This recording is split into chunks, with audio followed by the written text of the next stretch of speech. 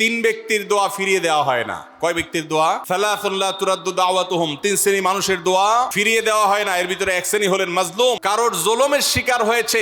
এই ব্যক্তি জালেমের বিরুদ্ধে যে তার মনের আকুতি থাকে, বদদোয়া থাকে, আল্লাহ সুবহানাহু ওয়া তাআলা এটা ফিরিয়ে দেন না। এজন্য পৃথিবীর ইতিহাসের কোন জালিম আপনি দেখাতে পারবেন না যেই জালিমকে আল্লাহ ছেড়ে দিয়েছেন, আল্লাহ ছাড় দিয়েছেন কিন্তু চূড়ান্ত ভাবে ছেড়ে দিয়েছেন, এমন কোন জালিম আপনি দেখাতে পারবেন না।